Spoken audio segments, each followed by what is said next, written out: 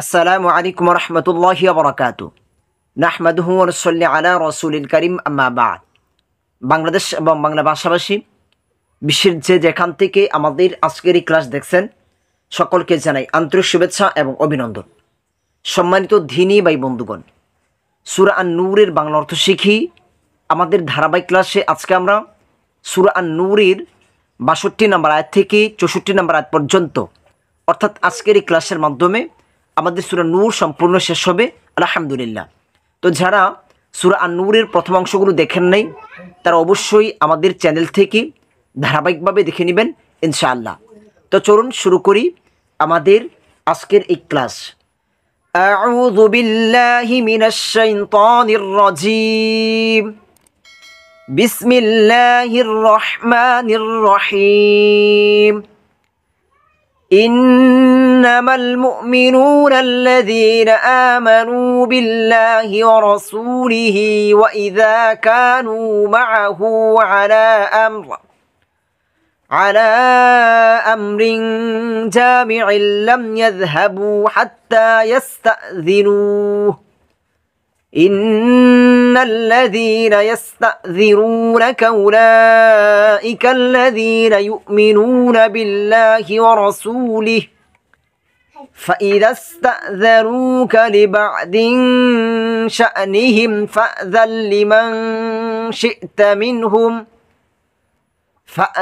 لمن شئت منهم واستغفر لهم الله إن الله غفور رحيم। ইন্নামা মূলত আল মুমিনুনা মুমিন, মূলত মুমিন অর্থ হচ্ছে প্রকৃত মুমিন, আল্লাযীনা যারা বা তারাই, আমানু ঈমান এনেছে, বিল্লাহি বি অর্থ হচ্ছে প্রতি, আল্লাহর প্রতি, রাসূলিহি ও তার রাসূলের প্রতি। ওয়াও অর্থ হচ্ছে এবং বা আর, যখন দুটাকে একত্রিত করা হয় ওয়াও এবং। রাসূল মানে রাসূল, হি অর্থ হচ্ছে তার, এটা হচ্ছে যমির সর্বনাম বাংলাতে যেটা আমরা বলে থাকি। এখানে আল্লাহর এই সর্বনাম হচ্ছে এই হা, আল্লাহর রাসূলের প্রতি, আল্লাহর প্রতি এবং আল্লাহর রাসূলের প্রতি। ওয়া ইযা ওয়া অর্থ হচ্ছে আর, ইযা অর্থ হচ্ছে যখন, ওয়া ইযা আর যখন, কানু তারা থাকে, মাহু তার সাথে, মা অর্থ হচ্ছে সাথে, এ হু কি তার সাথে, আলা জন্য, আমরিন কোনো কাজের, জামিআন সমষ্টিগত একত্রিতভাবে, লাম ইয়াযহাবু তারা চলে যায় না, লাম আসে না আবদ্ধক, ইয়াযহাবু তারা চলে যায়, লাম ইয়াযহাবু তারা চলে যায় না। যে যখন একত্রে কোনো কাজ করা হয় সমষ্টিগতভাবে তখন ওইখান থেকে চলে যায় না, হাত্তা যতক্ষণ না ইয়াস্তাযিনুহু তার থেকে অনুমতি নেয়। এই হু অর্থ হচ্ছে তার মানে হচ্ছে আল্লাহ রাসূল সাল্লাল্লাহু আলাইহি সাল্লামের থেকে। যে এক কথা হচ্ছে যখন একত্রিত কোনো কাজ করা হয় তখন ওইখান থেকে কি করে না, অনুমতি ব্যতীত চলে যায় না, বের হয় না। ইন্না অর্থ হচ্ছে নিশ্চয়ই, আল্লাযীনা অর্থ হচ্ছে যারা, ইয়াস্তাযিনুনাকা তোমার কাছে অনুমতি প্রার্থনা করে, এই কা অর্থ হচ্ছে তোমার কাছে যারা অনুমতি চায় প্রার্থনা করে, উলাইকা ওই সকল লোক, আল্লাযীনা যারা ইউমিনুনা ঈমান আনে, যে তারা হচ্ছে ঈমানদার, বিল্লাহি বি প্রতি আল্লাহি আল্লাহর, রাসূলিহি ও তার রাসূলের। ফাইদা তবে অতঃপর বা আর, ইযা অর্থ হচ্ছে যখন, ইস্তাযানুকা তোমার কাছে অনুমতি চায়, এ কা অর্থ হচ্ছে তোমার কাছে। মনে রাখবেন কা হচ্ছে তোমার বা তোমাকে, এটা হচ্ছে সর্বনাম, আরবিতে বলা হয় যমির। কা শব্দটি তোমার অথবা তোমাকে, দুটো অর্থ সবসময় মনে রাখবেন, কা তোমার বা তোমাকে। লিবাদিন বিশেষ কোনো জন্য, শাআনিহিম তাদের পরিস্থিতির, এই হিম অর্থ হচ্ছে তাদের, এটা হচ্ছে সর্বনাম যমির, হিম তাদের বা তাদেরকে। ফাযান তখন তুমি অনুমতি দাও, তখন তারপর অতঃপর কি করো তুমি তাদেরকে অনুমতি দাও, লিমান যাকে, শিতা তুমি ইচ্ছা করো, মিন থেকে হুম তাদের থেকে, যারা অনুমতি চায় তাদের থেকে যাকে ইচ্ছা করো তুমি কি করো অনুমতি দাও। ওয়াস্তাগফির ওয়া অর্থ হচ্ছে এবং বা আর, ইস্তাগফির ক্ষমা প্রার্থনা করো, লাহুম লা জন্য হুম তাদের জন্য ক্ষমা প্রার্থনা করো, আল্লাহ আল্লাহর কাছে, ইন্না ইন্না অর্থ হচ্ছে নিশ্চয়, আল্লাহ আল্লাহ, গফুরুন ক্ষমাশীল, রহিমুন অসীম দয়ালু। আচ্ছা, এখন আমরা একত্র অর্থ দেখি এবং বুঝার চেষ্টা করি। মুমিন তু তারাই যারা আল্লাহ ও রাসূলের প্রতি ঈমান আনে এবং রাসূলের সাথে কোনো সমষ্টিগত কাজে শরীক হলে তার কাছ থেকে অনুমতি গ্রহণ ব্যতীত চলে যায় না। এখানে আল্লাহ সুবহানাহু ওয়া তাআলা মুমিনের এক বৈশিষ্ট্য বর্ণনা করেছেন এবং আল্লাহ সুবহানাহু ওয়া তাআলা আমাদেরকে এখানে আদব এবং ভদ্রতা শিক্ষা দিচ্ছেন। এখানে বলা হচ্ছে যে প্রকৃত মুমিন তারা যে যারা নবী মুহাম্মদ সাল্লাল্লাহু আলাইহি সাল্লামের সাথে যখন কোনো কাজে লিপ্ত থাকে, কোনো কাজে মনে করেন একটা সমাবেশের মধ্যে, যুদ্ধের মধ্যে, কোনো বৈঠকের মধ্যে, তখন ওইখান থেকে যদি সে চলে যেতে চায় কোনো ওজরবশত, কোনো কারণবশত, তাহলে তারা কি করে ওইখান থেকে অনুমতি নিয়ে তারা চলে যায়। মনে করেন আপনি এখানে একটা বৈঠক করতেছেন, এখন ওইখান থেকে কেউ যদি চলে যায় অনুমতি ব্যতীত, তাহলে দেখা গেছে এখানে এটা আসলে সুন্দর দেখা যায় না। তো আল্লাহ সুবহানাহু ওয়া তাআলা এখানে আমাদেরকে একটা শিক্ষা দিচ্ছেন যে তোমরা যখন একত্রিত হয়ে কোনো কাজ করবি আর ওইখান থেকে যদি কেউ চলে যেতে চায় তাহলে কি করবি, অনুমতি নিবে। এটা মুমিনের একটি বৈশিষ্ট্য। যারা তোমার কাছে অনুমতি প্রার্থনা করে তারাই আল্লাহ ও তার রাসূলের প্রতি ঈমান আনে। যে যারা আল্লাহ এবং আল্লাহর রাসূলের কাছে প্রার্থনা করে তারাই আসলে এখানে প্রকৃতপক্ষে মুমিন, তারা ঈমান রাখে। এটা হচ্ছে আল্লাহ রাসূল সাল্লাল্লাহু আলাইহি সাল্লাম যখন জুমার খুতবা দিতেন তখন মুনাফিকরা ওইখানে বসে থাকাটা কষ্টকর মনে করতো। তখন তারা কি করতো, যে লোকচক্ষের আড়ালে, বলা যেতে পারে যে পিছন দিক থেকে পালিয়ে তারা ওইখান থেকে চলে যেত। তো আসলে ওইটার কথা এখানে বলা হচ্ছে যে মুমিন কোন কারণবশত যদি ওইখান থেকে চলে যেতে চায় তাহলে তারা কি করবে, ওইখান থেকে অনুমতি নিয়ে তারা চলে যাবে। আবার দেখেন উহুদ যুদ্ধে যে আল্লাহ রাসূল সাল্লাল্লাহু আলাইহি ওয়াসাল্লামের যুদ্ধে বের হয়েছে, পিছন দিক থেকে আব্দুল্লাহ ইবনে উবার নেতৃত্বে কিছু মুনাফিকরা ওইখান থেকে চলে এসেছে। অতএব তারা তোমার কাছে তাদের কোনো পরিস্থিতির কারণে অনুমতি চাইলে তুমি তাদের মধ্যে যাকে ইচ্ছা অনুমতি দেবে। তো এখন আল্লাহ রাসূলকে বলতেছে যে তারা যদি কোনো কারণবশত আপনার কাছে অনুমতি চায় তখন আপনি যদি মনে করেন যে এটা কল্যাণকর তখন আপনি কি করুন, তাদেরকে অনুমতি দিন। এই শিক্ষা কিন্তু বর্তমানে আমাদের জন্য মনে রাখতে হবে এবং তাদের জন্য ক্ষমা প্রার্থনা করবে আল্লাহর কাছে। আল্লাহ ক্ষমাশীল অসীম দয়ালু। তো এখানে আল্লাহ সুবহানাহু ওয়া তাআলার দয়ার কথা আবার আমাদেরকে স্মরণ করায় দিচ্ছে। মনে করেন আমি একটা ভালো কাজে ছিলাম, এখন কোনো কারণবশত আমাকে ওইখান থেকে আসতেই হলো। তো এখন আমাদের মনের মধ্যে যেন এরকম আশঙ্কা না আসে বা আমরা যেন ঘাবড়ে না যাই যে আল্লাহ সুবহানাহু ওয়া তাআলা আমাদেরকে ক্ষমা করবেন কিনা, এর সওয়াব দিবেন কিনা। তো আল্লাহ সুবহানাহু ওয়া তাআলা এখানে আল্লাহর দয়ার কথা স্মরণ করে দিচ্ছে যে তোমরা কি না, নিরাশ হও না, আল্লাহ দয়ালু, অসীম দয়ালু। তোমরা হয়তো ভালো কাজে থাকলে তোমরা ভালো কাজ করতে পারতে, কিন্তু আমরা ওইখান থেকে চলে এসেছি যে কোনো সমস্যার কারণেই। তো আল্লাহ সুবহানাহু ওয়া তাআলা আমাদেরকে ইনশাআল্লাহ ক্ষমা করে দিবেন, ওই বারাকা দান করবেন। আচ্ছা, আমরা এই আয়াত দেখি তাহলে আমরা আরো স্পষ্ট হবে ইনশাআল্লাহ। লা তাজআলু দুআআর রাসূলি বাইনাকুম কাদুআই বা'দিকুম বা'দা قد يعلم الله الذين يتسللون منكم لواذا فليحذر الذين يخالفون عن أمره أن تصيبهم فتنة أو يصيبهم عذاب أليم لا تجعلوا তোমরা গণ্য করো না, লা এখানে না বোধক, দুআ আহ্বানকে, আর রাসূলের তোমার রাসূলের আহ্বানকে গণ্য করো না, বাইনা অর্থ হচ্ছে মাঝে মধ্যে, কুম তোমাদের, কাদুআই ডাকাডাকির মতো। এখানে কা অর্থ হচ্ছে মতো, দুআ মানে ডাকা আহ্বান করা। যে এখানে বলা হচ্ছে যে তোমরা আল্লাহ রাসূল সাল্লাল্লাহু আলাইহি সাল্লামের আহ্বান কি, যে তোমাদের ডাকাডাকি সাধারণ মানুষের মতো ডাকাডাকির মতো তোমরা গ্রহণ করো না, অর্থাৎ ওইটার থেকে বেশি মূল্যায়ন করো।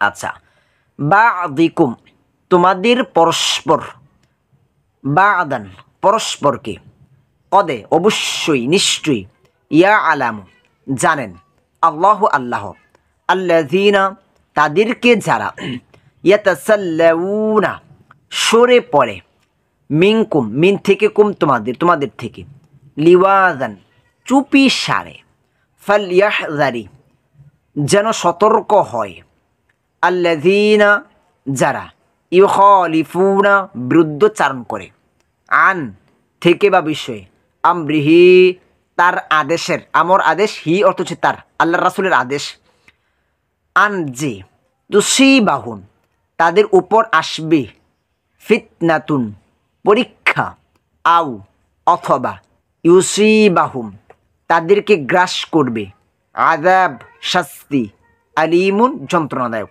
একত্র অর্থ, রাসূলের আহ্বানকে তোমরা তোমাদের একে অপরের আহ্বানের মতো গণ্য করো না। আল্লাহ রাসূলের আহ্বানকে সাধারণ মানুষের মতো গণ্য করো না, মূল্যায়ন করো না, বরং আল্লাহ রাসূল যখন কোনো আহ্বান করবে ওই আহ্বানের সাড়া দেওয়া তোমার জন্য ফরজ। আল্লাহ তাদের জানেন যারা তোমাদের মধ্যে চুপিসারে সরে পড়ে। ওই যে মুনাফিকরা পিছন দিক থেকে সরে পড়ে, ওই বিষয়ে আল্লাহ সুবহানাহু ওয়া তাআলা কি ভালো করেই জানেন। তো মনে রাখতে হবে আল্লাহ রাসূলের আহ্বানগুলো কি, যে ওই সময়কার সাহাবীদেরকে যে আহ্বানগুলো করেছে ওইগুলোই না, আমাদেরকে তো এই শরীয়তের প্রতি আহ্বান করেছেন আল্লাহ রাসূল সাল্লাল্লাহু আলাইহি সাল্লাম, সুন্নাহর প্রতি আমাদেরকে আহ্বান করেছেন, ফরজের প্রতি আহ্বান করেছেন। আল্লাহ রাসূলের এই আহ্বান কিন্তু বর্তমানেও জারি, মনে রাখতে হবে এই কোরআন এবং সুন্নাহ হচ্ছে আল্লাহ রাসূলের আহ্বান। অতএব যারা তার আদেশের বিরুদ্ধচারণ করে তারা এ বিষয়ে সতর্ক হোক যে বিপর্যয় তাদের স্পর্শ করবে অথবা যন্ত্রণাদায়ক শাস্তি তাদের গ্রাস করবে। যার আল্লাহ রাসূল সাল্লাল্লাহু আলাইহি সাল্লামের আদেশের বিরুদ্ধচারণ করবে, কোরআন সুন্নাহর বিরুদ্ধচারণ করবে, শরীয়তের বিরুদ্ধচারণ করবে, তাদেরকে আল্লাহ সুবহানাহু ওয়া তাআলা এখানে সতর্ক করছেন যে তাদেরকে কি করবে, স্পর্শ করবে কি বিপর্যয়। তাদেরকে আল্লাহ সুবহানাহু ওয়া তাআলা দুনিয়াতে আযাব দিতে পারেন, তাদেরকে অপমান অপদস্থ করতে পারেন, আবার তাদেরকে কি করবেন আল্লাহ সুবহানাহু ওয়া তাআলা জাহান্নামে তাদের জন্য শাস্তির ব্যবস্থা করে রেখেছেন। মনে রাখতে হবে আল্লাহ রাসূলের এই আহ্বান, এই সুন্নাহর আহ্বান, কোরআন এবং সুন্নাহ আমাদেরকে আঁকড়ে ধরতে হবে, এর বিরুদ্ধচারণ করা যাবে না, এর সাথে সাংঘর্ষিক কোনো কাজও আমাকে করা যাবে না। আচ্ছা দেখে আমরা পরের আয়াত অর্থাৎ সূরা নূরের সর্বশেষ আয়াত, আলা ইন্না লিল্লাহি মা ফিস সামাওয়াতি ওয়াল আরদ قد يعلم ما أنتم عليه ويوم يرجعون إليه فينبئهم بما عملوا والله بكل شيء عليم। আলা মনে রেখো, সাবধান, ইন্না নিশ্চয়ই, লিল্লাহি আল্লাহরই বা আল্লাহর জন্যই, মা যা কিছু আছে, ফি অর্থ হচ্ছে মধ্যে, আসসামাওয়াতি আসমান সমূহের, ওয়াল আরদি ও জমিনের, কদে অবশ্যই নিশ্চয়ই, ইয়া আলামু তিনি জানেন, মানে আল্লাহ জানেন, মা যা, আংতুম তোমরা আছো, আলাইহি যার উপর তোমরা যা করতেছো সব বিষয়ে আল্লাহ সুবহানাহু ওয়া তাআলা খবর রাখেন, জানেন। ওয়াউমা ওয়াও এবং ইয়াউমা যেদিন, ইয়াউমুন দিন যেদিন, ইউরজাউনা প্রত্যাবর্তিত হবে তারা, ইলাইহি তার কাছে, ফায়ুনাব্বিউহুম সেদিন তিনি তাদের জানিয়ে দেবেন, যে অর্থাৎ দুনিয়া থেকে যখন আমরা কামব্যাক করব রবের কাছে, হাসরের ময়দান, ওই দিন আল্লাহ সুবহানাহু ওয়া তাআলা জানিয়ে দিবেন, বিমা সে সম্পর্কে যা আমিলু তোমরা করেছ, অর্থাৎ দুনিয়ার যে কর্ম। আল্লাহু ওয়াও আর আল্লাহু আল্লাহ, বিকুল্লি সর্ব, শাইইন বিষয়ে, আলিমুন সর্বজ্ঞ। এই যে দেখেন এই শব্দগুলো কিন্তু আমরা একাধিক ক্লাসের মধ্যে বারবার পাচ্ছি, এই শব্দগুলো এত বেশি ব্যবহার হয়েছে।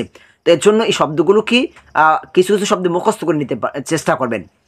তো একত্র অর্থ দেখে আমরা মনে রেখো, আসমান ও জমিনে যা আছে তা তারই, যে আসমান এবং জমিনে যা কিছু রয়েছে এই সমস্ত কিছু হচ্ছে আল্লাহ সুবহানাহু ওয়া তাআলার।